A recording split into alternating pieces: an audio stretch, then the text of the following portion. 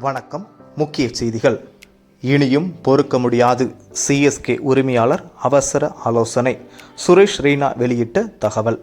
விரிவாக பார்க்கலாம். 2025 ஐபிஎல் தொடரில் சென்னை சூப்பர் கிங்ஸ் அணி 9 போட்டிகளில் விளையாடி தோல்விகளை சந்தித்துள்ளது. இந்த நிலையில் சென்னை சூப்பர் கிங்ஸ் அணியின் உரிமையாளர் அணி நிர்வாகத்தினருடனும் தோனி உள்ளிட்ட மூத்த வீரர்களுடனும் கூட்டம் நடத்தப்போவதாக தகவல்கள் வெளியாகியுள்ளது. இந்த தகவலை சென்னை சூப்பர் கிங்ஸ் அணியின் முன்னாள் வீரர் சுரேஷ் ரெய்னா வெளியிட்டுள்ளதுதான் இதில் குறிப்பிடத்தக்கது. எதற்காக இந்த திடீர் கூட்டம்? பார்க்கலாம்.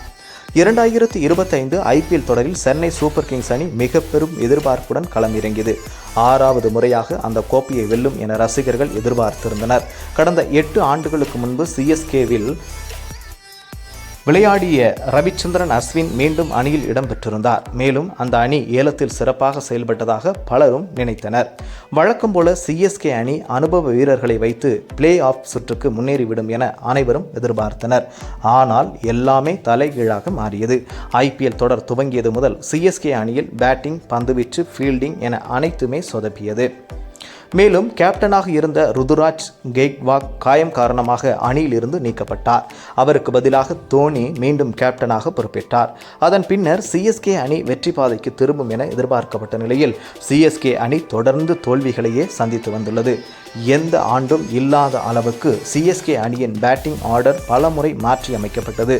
இது எந்த அளவுக்கு சென்றது என்றால், ஆல்ரவுண்டர் சாம் கரன் 3ஆம் வரிசையிலும் ரவீந்திர ஜடேஜா 4ஆம் வரிசையிலும் களமிறங்கும் அளவுக்கு சென்றது. இதனிடையே அடுத்த ஆண்டு தோனி விளையாடுவாரா என்ற சந்தேகமும் உள்ளது. அவர் ஓய்வு பெற்றால் அதன் பின் சென்னை சூப்பர் கிங்ஸ் அணியின் நிலை என்ன என்ற கேள்வி உள்ளது. இந்த ஆண்டு மீதமுள்ள 5 போட்டிகளில் வெற்றி பெற்றாலும் பிளே ஆஃப் சுற்றுக்கு முன்னேறுவது கடினமே. இந்த சூழ்நிலையில்தான் சென்னை சூப்பர் கிங்ஸ் அணியின் உரிமையாளர் அந்த அணி நிர்வாகத்துடன் தோல்விக்கான காரணம் குறித்து விசாரிக்க உள்ளதாக சுரேஷ் ரெய்னா சுட்டிக்காட்டியுள்ளார். 43 வயதான தோனியை மட்டும் தோல்விக்கு காரணமாக சொல்ல முடியாது. அவர் பேட்டிங்கில் சரியாக ரன் குவிக்கவில்லை என்றாலும் விக்கெட் கீப்பிங் மற்றும் கேப்டன்சியில் சரியாகவே செயல்படுகிறார். ஆனால் ஏலத்தில் நடந்த அணி தேர்வில்தான் சிஎஸ்கே அணி மிகப்பெரிய தவறு செய்துள்ளது என்றும், மேலும் தேர்வு செய்யப்பட்ட வீரர்கள் தங்களின் பொறுப்பை உணர்ந்து சரியாக செயல்படவில்லை, அதுதான் முதல் பிரச்சனையாக உள்ளது.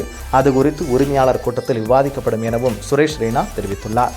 நேயர்களே, இந்த வீடியோ உங்களுக்கு பிடிச்சிருந்துச்சுன்னா மறக்காம ஷேர் பண்ணுங்க, லைக் பண்ணுங்க, சப்ஸ்கிரைப் பண்ணுங்க. நன்றி, வணக்கம்.